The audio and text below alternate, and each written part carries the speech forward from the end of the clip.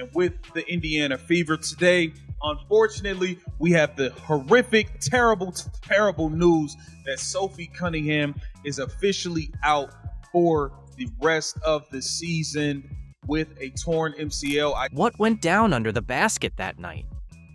Sophie Cunningham drops with a torn MCL. The Fever rule her season over, and Bria Hartley's grinning like a cartoon villain. Fans lose it. Sure, it was dirty, while refs suddenly discover the art of silence. The league? Quieter than a church mouse. Sophie's career takes a hit, but she's swinging back. No mercy, torching haters and the league. So, what exactly did Sophie say that lit the court ablaze? The hits just keep coming for the Indiana Fever. Not unexpected that Sophie Cunningham ruled out for the season, but devastating nonetheless as the injuries just continue to pile up. Of course, Sydney Colson already out for the season, Ari McDonald out for the season, and now Sophie Cunningham out for the season. That's with Caitlin Clark still out and having been out for much of the season. The moment that wrecked the Fever season wasn't subtle. In the second quarter against the Sun, Bria Hartley barreled to the rim, lost balance, and crashed straight into Sophie Cunningham's right leg. Cunningham dropped, clutching her knee as the arena froze. Teammates rushed in, and one look at the Fever bench said it all. This wasn't just a bump. Listen, Sophie Cunningham was targeted, y'all. I'm telling you right now, Sophie Cunningham was targeted by Bria Hartley, and it just is what it is. It is what it is. I don't want to sit here and play games and act like, she wasn't. She was targeted by Bria Hartley, and that's just the fact of the matter. And people can act like it's not all they want. I told you guys this girl was a dirty player, and that's all she did today was show how dirty she is. Seconds later, the camera caught Hartley seeming to smile. That frame exploded on social media as fans asked how anyone could grin after such a brutal injury. To many, it looked less like shock and more like satisfaction, and that image, as much as the fall, ignited the outrage. Now look, you can tell Bria Hartley, in my opinion, she launched herself into her knee. She did. And I've seen some of the reaction online, and guys, it's despicable. It really is. There's a lot of people celebrating this injury. And guess what? You can imagine who it is. It's members of the old WNBA fandom, the ones that root for Paige Beckers and Angel Reese and Asia Wilson and all the usual damn suspects. The officials only poured gas on the fire. No flagrant, no upgrade, not even a review. The game rolled on as if Cunningham hadn't just torn her MCL and lost her season. Sophie announcing her being out with an MCL tear, which, by the way, the MCL tear, relatively speaking, is good news because it's not an ACL tear. She's not out for like a year or anything, but she's out for the rest of this year. And they're going to miss her toughness, they're going to miss her shooting, they're going to miss her playmaking to a degree. This wasn't just one play. Fans quickly pointed to a bigger problem. Years of unchecked physicality and collisions brushed off until someone got seriously hurt. And for Hartley, this wasn't her first flashpoint of the season. Stacked together, it looked less like an accident and more like a pattern. The outrage didn't stop at Hartley either. Fans blasted officiating and league leadership under Commissioner Kathy Engelbert. The gripe wasn't new. Refs leaned too hard on letting them play, leaving athletes wide open to danger. Cunningham's injury became the perfect storm, the latest painful example fueling demands for change. This is terrible. You don't want to see anybody go out, especially with an injury. And Sophie Cunningham has been kind of like the heartbeat of this team with Caitlin Clark being out. She's like the first player we actually seen come out and stand up for Caitlin Clark and have her back. So this definitely sucks. And beyond her having Caitlin Clark back, her play on the floor. For Sophie, the price couldn't have been steeper. A day later, tests confirmed the fear. A torn right MCL, season over. After clawing her way into becoming one of Indiana's key players, it vanished in a heartbeat, replayed endlessly across every platform. The collision wasn't just an injury, it became a symbol of the deeper issues fans say the league keeps ignoring. This has been an injury-riddled season for the team and Sophie Cunningham. You got to remember, she had that ankle injury, which is why she's wearing an ankle brace in the game. She had that in the beginning of the season. She was dealing with an injury. She fought back, came off the bench, got into the starting lineup, and she started lighting it up for us. She was knocking down the threes. She was bringing that energy, and us fans wanted her to get more shots, and we were upset at the fact that she's standing around wide open looking for the ball, and she's just not getting the ball on a lot of these possessions. In the days after the injury, Sophie stayed silent, still processing, but her family didn't. Her sister Lindsay went straight at the WNBA, blasting refs and saying the league cared more about fines than safety, a critique that echoed what fans were already shouting.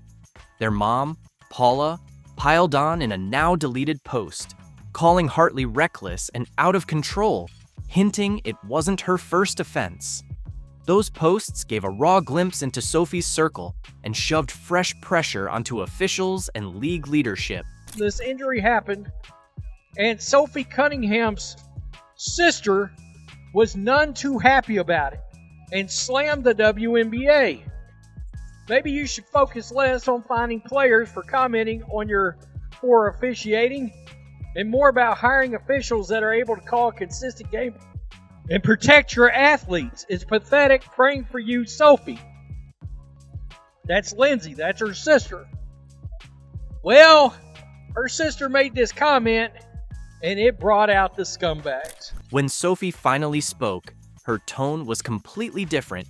On her podcast, she called the play unfortunate but not malicious, a basketball moment gone wrong, with her simply in the wrong spot. She doubled down, saying she had nothing but love for Hartley, that they were good friends, and asked fans to stop sending hate. It was a calm, mature response that shocked people almost as much as the injury itself. From someone sidelined for a whole season, it showed perspective that clashed with the narrative fans had built online. I know Bria, and I'm actually really good friends with Bria, and I have been waiting to get on the pod and so we could talk about this because I did want to tweet it out, but I don't think that there was no ill intent. I think it was basketball play. I was just in the wrong spot at the wrong time. She fell. Like, there's no way that she would go in there and potentially try to hurt me. And so I have nothing but love for Bria.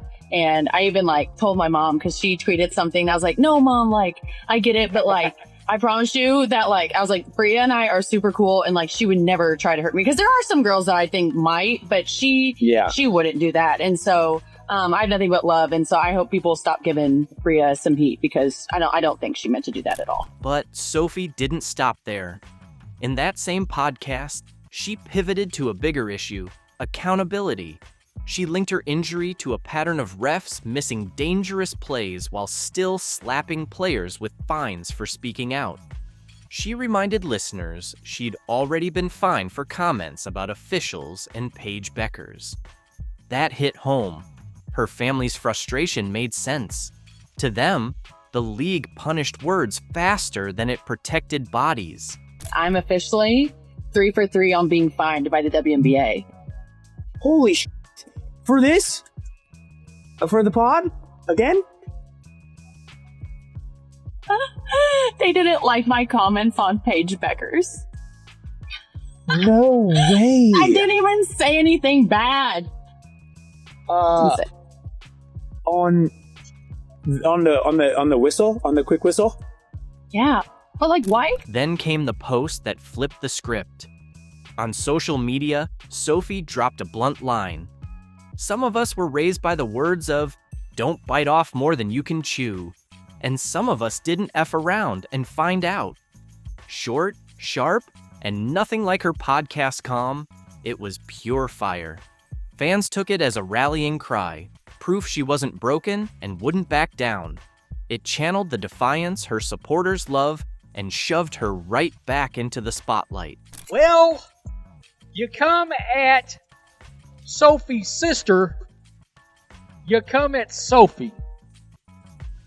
And Sophie saw this comment, and bless her heart, She answered it. She answered it. Some of us were raised by the words of, quote, don't bite off more than you can chew. And some of us didn't. Quote, F around and find out. F around and find out. Kiss. God bless this woman. Yeah, seriously. She's great. The two sides of Sophie's response, measured respect for Hartley and fiery defiance toward critics, ended up complementing each other. The podcast showed her integrity and willingness to take the high road, while the post revealed her resilience and refusal to let anyone script her story. Together, they framed her as an athlete balancing perspective with passion, refusing to be defined by victimhood, even in one of her toughest moments. Still, one question lingered. Was the collision truly an accident, or part of a bigger pattern in Hartley's play that the league had long ignored? Sophie Cunningham owned J.C. Sheldon from the same game that Marina Mabry did the massive body slam into Caitlin Clark on. She still owns J.C. She still owns J.C. Sheldon. And what's great is she's got a great sense of humor about it, and she's not shy about it. I mean, what are they going to do? Sophie Cunningham turned the WNBA into her personal mic drop show, aimed straight at J.C. Sheldon, the one who got grabby with Caitlin Clark. She didn't whisper. She performed it, gifted it, and signed it. This is kind of crazy. This one is kind of crazy. When you get Sophie Cunningham to sign a J.C. Sheldon rookie card with property of, that is crazy. That is crazy. Property of Sophie Cunningham. Here's the reality. When your teammate is Caitlin Clark, a sellout machine, ratings cheat code, and magnet for cheap shots, you either protect her or become background decor. Sophie Cunningham chose door one and slammed it shut. This goes back to that circus game where Marina Mabry went full NFL and trucked Clark after the whistle. But even before Mabry's audition, J.C. Sheldon tested the limits and had Fever fans wishing the WNBA came with a penalty box. Third quarter we go. They're trailing by 10. Keep an eye on her and J.C. Sheldon. Clark trying to back her down. Sheldon, that was Clark, hitting her in the face. Clark is upset about that. Then everybody's upset about that. Marina Mabry comes in. She decks Clark. Tempers flaring on both sides. Sheldon, already building a rep for accidental bumps on Clark, added another. Sophie didn't file a complaint. She put it on her to-do list. Later, Cunningham sent a clean shoulder blade reminder: mess with Caitlin, pay interest. Not dirty, not reckless, just basketball for we saw that, don't. And Sophie? She kept that same energy long after the buzzer. Sophie commits a hard foul on J.C. Sheldon. Again, as J.C. Sheldon is going up for a layup, Sophie bear hugs her and takes her to the ground. What I will say is Sophie did not grab her and throw her to the ground. She didn't body slam her. She didn't do anything, in my personal opinion. Maybe I'm biased here, but I'm going to give you guys my straight up honest opinion on this. She bear hugged her, took her to the ground. Yes, it was intentional. Fast forward to a Fever fan event. Sophie signing programs, taking pics, chatting with the diehards who show up early and leave voiceless. Then a fan slides her a J.C. Sheldon rookie card, not for just a name or heart, but a stamp, a statement, something that screams what the whole arena was already thinking. She's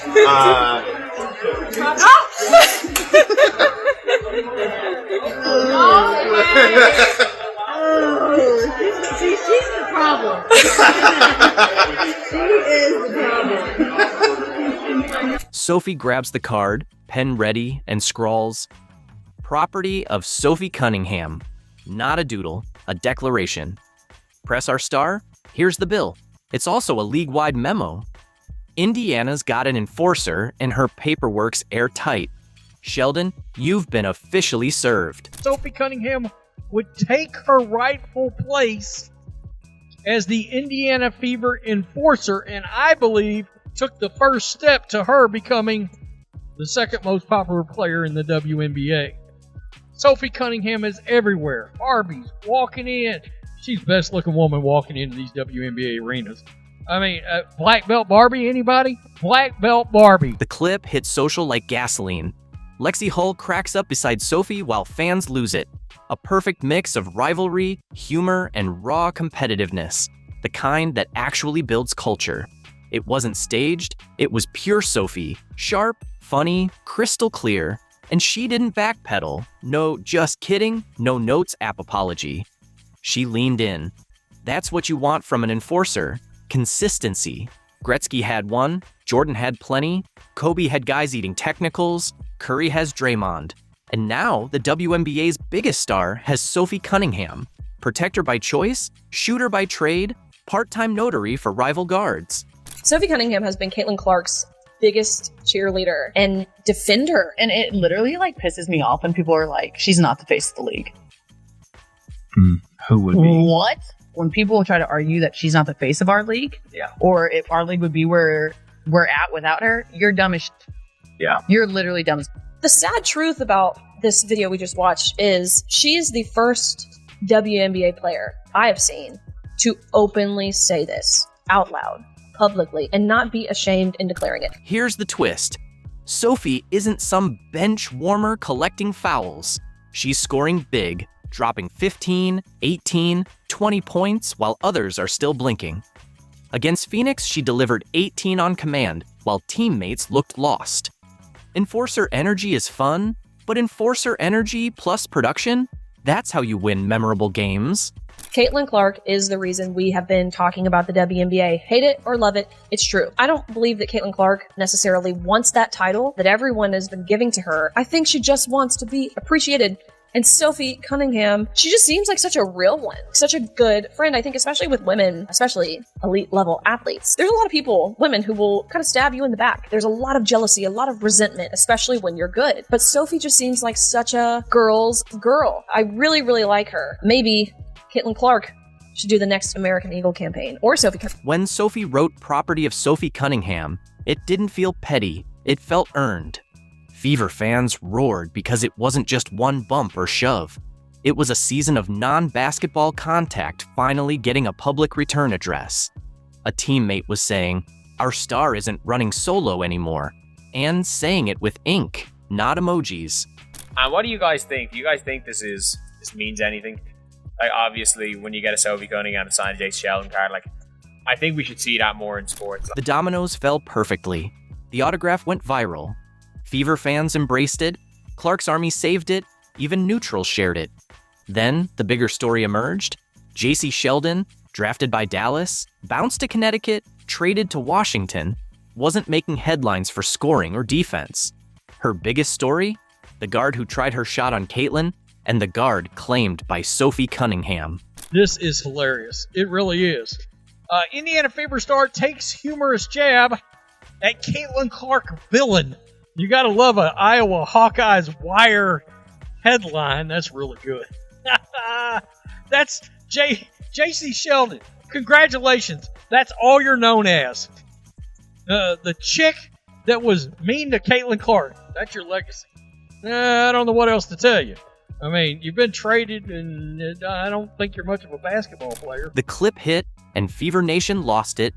Not just a joke, it was a line in the sand. You don't make your name off ours. Sophie's edge, swagger, and production make her the team's MVP after Caitlin. Deep threes, taking charges, flashing grins, signing rookie cards. And somehow, you get the feeling this is only the beginning. Sophie Cunningham is going viral right now for a TikTok video she made. Sophie Cunningham gets fined $500 by Kathy Englebrain for making this slick TikTok. $500 is absolutely hilarious. Once again, the WNBA has crossed the line. Sophie Cunningham actually posted this herself, stating, "I got fined $500. Sophie Cunningham didn't get fined for a foul or a heated reaction. She got hit with a $500 penalty for saying what fans have been yelling all year. WNBA officiating is a joke, and she had the guts to call it out. Fans, they're responding to this video because she's calling out WNBA officiating, WNBA refs. Cunningham posted the video 6 days ago, which shows her lip-syncing lyrics from Sabrina Carpenter's song Man-Child. The caption to the video is, "At some refs." Stupid. Or is it slow? Maybe it's useless. Yesterday, Cunningham reposted the video on X with a caption about the fine. Worse yet, she wasn't just speaking for herself. She was standing up for Caitlin Clark, the league's biggest target. Cunningham criticized some refs by describing them as stupid, slow, and useless. Damn! Sophie Cunningham took an elbow to the face, and the ref did nothing. No call, no whistle, no reaction, just silence, as if headshots are now part of the game. The message? Take the hit. No one's stopping it. And rather than address the issue, the league fined Sophie for posting the video. She spoke out, and the WNBA made her pay for it. You guys don't remember what happened in this game. In the Sun game, right before this, she got chucked out of bounds and the referee just stared and watched. And then she got elbowed in the face 2 possessions later and the referees just watched. Sophie got hit in the back of the head with the elbow, right? Ref looking right at it, didn't do a thing, didn't say a thing, was shaking her head like, nah, you flopped. That is crazy work. This wasn't just about a TikTok. It was a warning, a clear message to silence anyone daring to speak up, especially for Caitlin Clark, who's taken hits and cheap shots all season while refs look the other way. At some refs. Stupid, slow, useless. Oh my goodness, man. Following play, Sophie Cunningham breathes on a player, gets called for a foul. Referees were definitely not doing Sophie any favors that game and purposely ignoring, dare I say, flagrant fouls. Elbowing somebody in their shoulder, elbowing somebody in their neck, face area. Yeah, that's a flagrant foul. There's no other way to slice it. Sophie's message hit hard because it was true. And it echoed what Indiana Fever players have felt all season. Rough play, targeted fouls, and zero protection. The fine wasn't just punishment, it was a warning. Stay quiet or you're next. I got fined $500 for this TikTok. I don't know why this is funny to me. Like, okay, you got it, bud, because there's not more important things to be worried about with our league right now. Give Sophie credit. This wasn't just a rant, it was leadership. Honest, raw, and real. The league punished her, but fans backed her instantly. Caitlin Clark, and you can tell she's talking about being mentally beat down. We also know she's physically beat down. Why does this keep happening? And look, it's not just the Fever, it's not just Caitlin. There's a bunch of players across the leagues that's been speaking out against this. Support flooded in. Players, reporters, fans, even WNBA legends. Everyone saw it for what it was. Sophie wasn't just fined, she became a symbol of the league's deeper problems.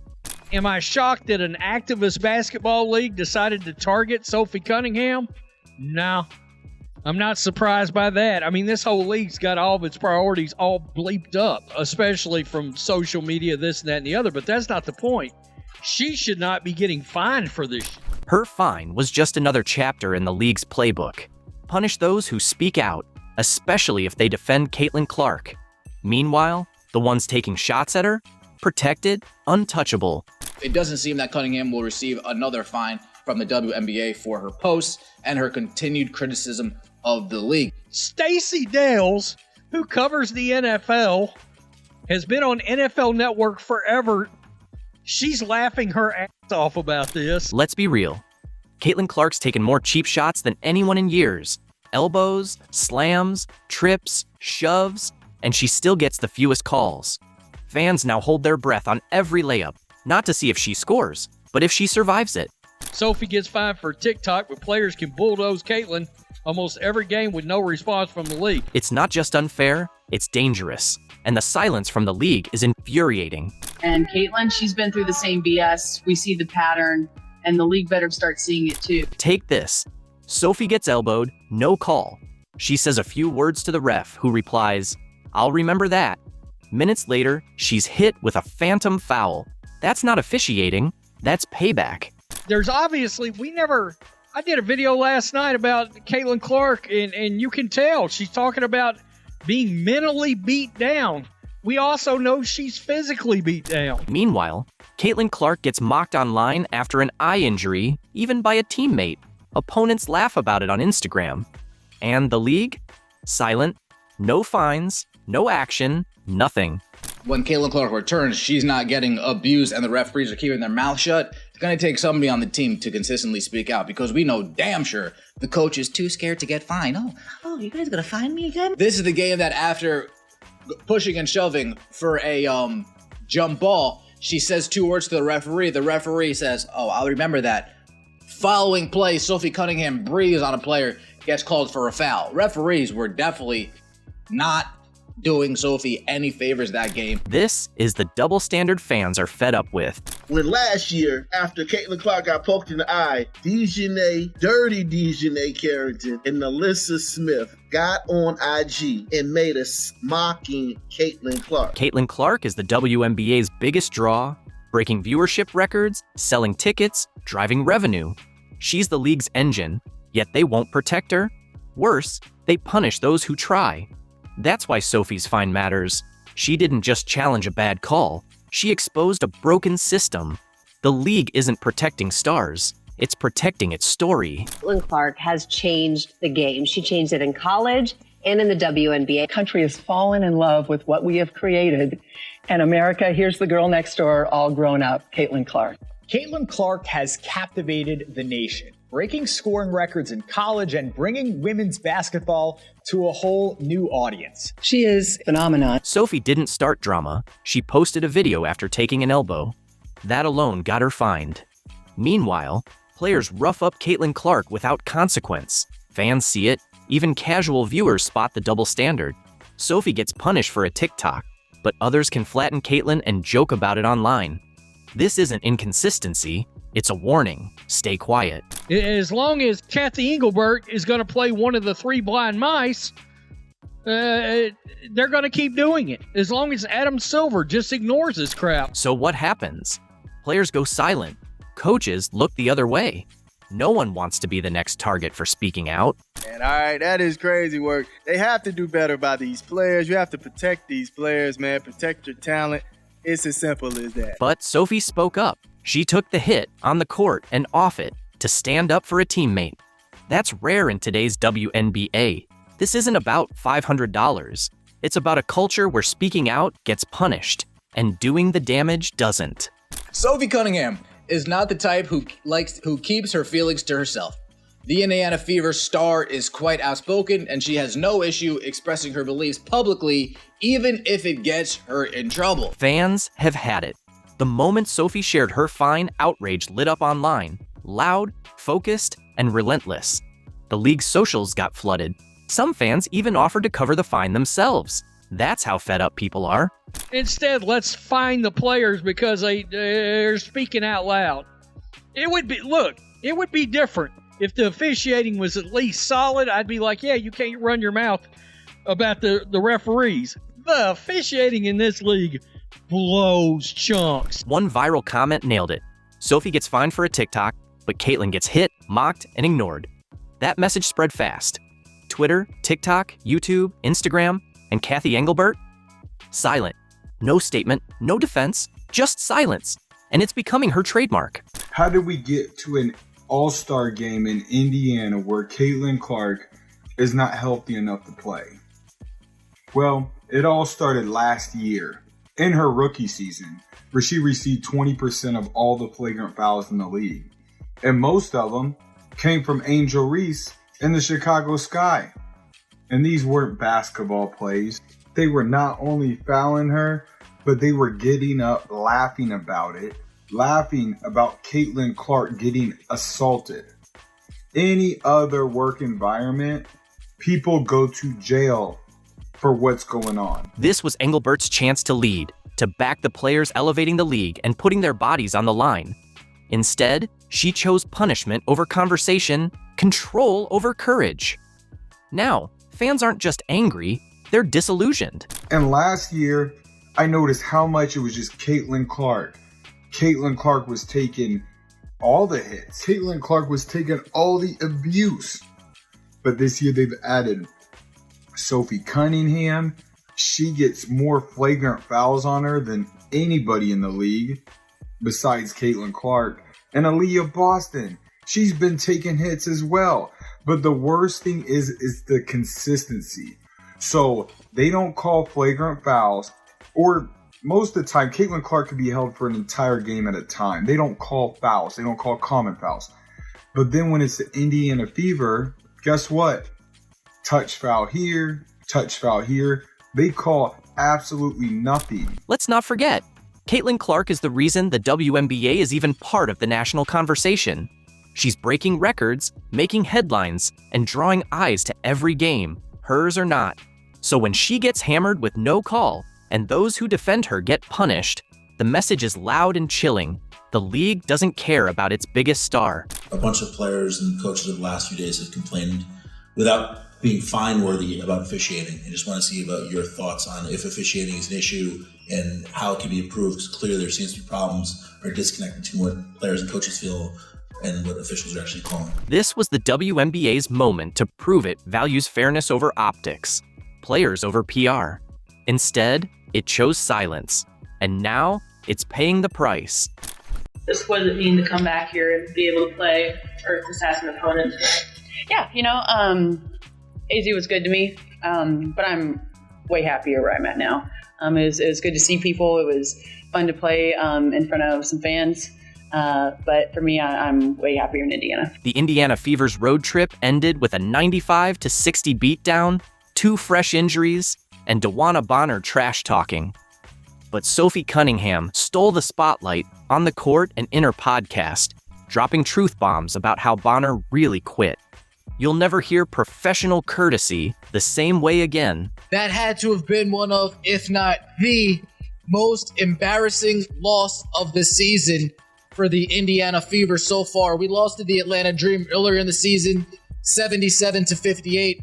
We lost to the Valkyrie earlier in the season, 80-61. And tonight, against the Phoenix Mercury, we lose 95-60. You knew it was bad when the Fever couldn't hit water falling out of a boat. Bricks, stolen passes, and Phoenix running away before halftime popcorn was gone. Indiana shot 34.3%, clanked 23 of 33s, and gift-wrapped 42 turnover points for Phoenix. That's not basketball. That's charity work. Does this team practice? What I saw tonight looked like what I saw a month ago. Looked what I saw 3 weeks ago. Absolutely no offensive game plan. I thought this motion offense is when it's nobody's night, night in and night out. Everybody's allowed to have a night.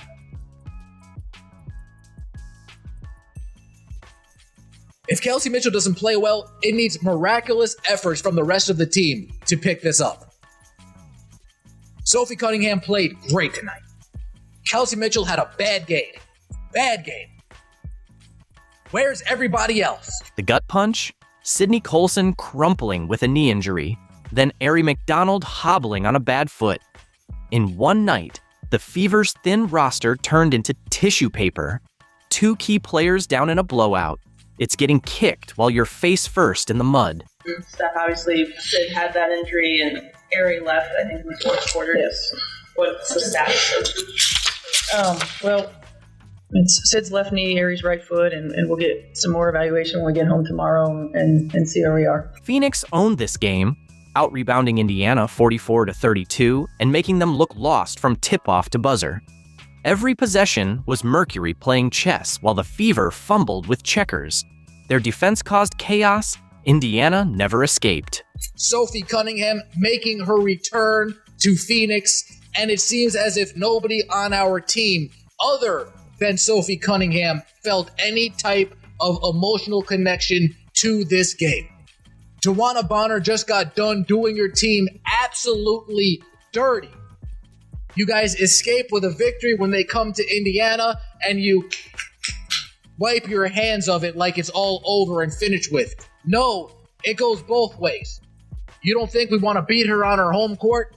You don't think we want to get a W for Sophie Cunningham, making her return to the team that she spent her whole entire career with up until this point? Sophie Cunningham was the lone Fever warrior, scoring 18 on sharp shooting while her teammates searched for a pulse. She fought to keep the blowout from getting uglier, but one player can't beat an entire squad. Softly, top shot. Wasn't square, and here comes Indiana. Cunningham, another three. Oh my goodness, Sophie Cunningham! This game meant just as much to Sophie Cunningham as it did to the Indiana Fever when DeWanna Bonner made her return. The only difference is nobody on the Indiana Fever had Sophie Cunningham's back this time around. Sophie Cunningham was the only player trying hard. The only player giving effort, play in and play out. The only player getting into it with Alyssa Thomas, getting into it with DeWanna Bonner, getting into it with Kalia Copper, while everybody else just mailed it in. This game was embarrassing, folks. The arena was a funeral for Fever fans. Frustration in the stands, while Phoenix celebrated like it was Game 7. This wasn't bad luck. It was a full system meltdown exposing Indiana's paper-thin depth. Then came the post-game fireworks. DeWanna Bonner, fresh off 23 points, roasted her former team and bragged like she just scaled Everest. Do you see that? DeWanna Bonner hit her first 3-point shot in about 6 months and runs down the floor after losing her starting spot to Lexi Hull. Runs down the floor and calls Lexi Hull a bomb to her face. DeWanna Bonner is out here calling Lexi Hull a bomb to her face. Here's the real story. Bonner spent 40 minutes picking fights with Lexi Hull, mean-mugging after buckets, and getting chippy with Sophie Cunningham. This wasn't just basketball, it was a one-woman humiliation tour. You know, it was, yeah, I don't know, emotions are kind of high. Honestly, it's just been a journey to get back to just being happy playing basketball again. Yeah, I'm just, the joy, trying to find that for a minute. Basketball was kind of like off the radar for me a little bit. I didn't know if I loved it anymore, like had a long conversation with Alyssa. So just to feel that again, feel that energy, feel this from that building was just amazing. And I feel like it was a game that I needed to, remind me like I love this. Coach Nate Tibbetts gushed about Bonner's fire, making it sound like she'd been storing up energy just to torch Indiana. Phoenix played like it was personal, not professional, and Bonner was the ringleader, pairing every bucket with a stare down and every stop with trash talk aimed at the Fever bench. Look at Bonner. And Cunningham's kind of got that innocent who me grin going, and nobody's buying it.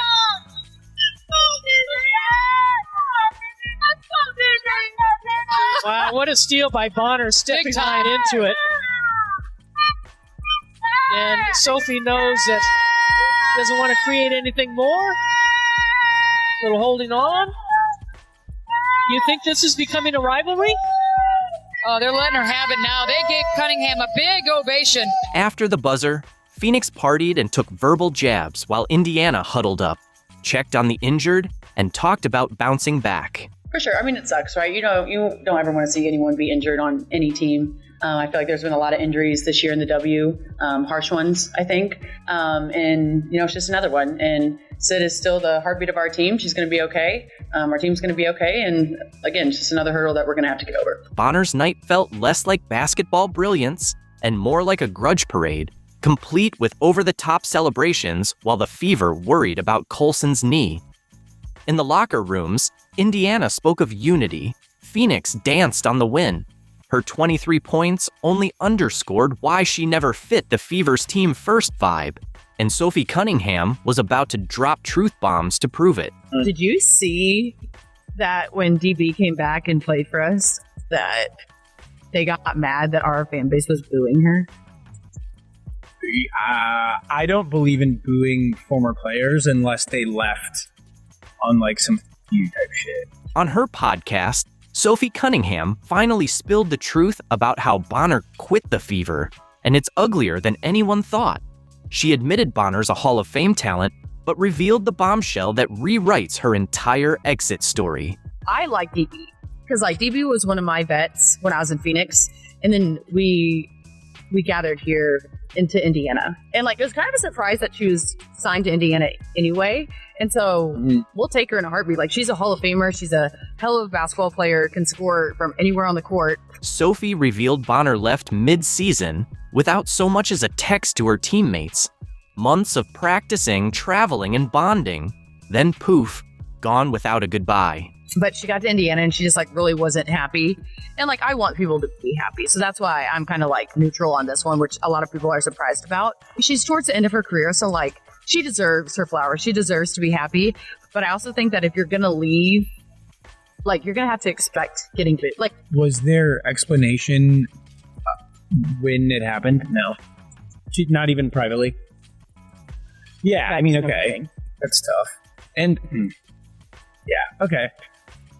Well, I did say what? Unless you leave on some fuck you type shit, and that's what that is, so. Yeah. Sophie stressed this wasn't about X's and O's. It was about basic respect. A simple goodbye text could have avoided all the awkwardness. But instead, the team got radio silence from a supposed veteran leader who vanished without honoring the bonds she'd built. Like, I'm still rooting for her. Like, I want her to end her career and be happy. But I also think that, like, it's okay to be professional about it. And, like, send a text to your teammates. Send a text and be like, hey, like, love you guys. Or you don't even have to say love you guys. Just like, hey, sorry this didn't work out. Good luck. Da-da-da-da. You know what I mean? Like, there's a way to handle that, I think. Sophie's words on accountability hit hard. She's been carrying the team's emotional load while Bonner made excuses elsewhere. You could hear her frustration as she defined professional courtesy, not out of pettiness, but plain respect between teammates. I doubt DeWanna Bonner had any idea that how dirty she did her teammates on her way out of Indiana would ever come out to light. But Sophie Cunningham said, hold my beer. I got a podcast. I got this platform. I'm going to speak my mind. I'm not going to toe the company line. I'm not going to protect narratives. I'm not going to follow agendas. I'm going to tell you how it all went down. And DeWanna Bonner disappeared like a ghost. Sophie's revelation shattered Bonner's redemption facade, exposing it as nothing more than a petty revenge game against teammates she couldn't even text goodbye. It drew a bold line between those who battle through adversity and those who vanish when it gets hard. While Bonner basked in her hollow victory, Sophie, Lexi Hull, and the Fever's core embodied loyalty in its purest form. Sophie's 18-point stand in a blowout wasn't stat padding. It was proof of the relentless heart that forges champions. She could have quit. Instead, she fought to the final buzzer,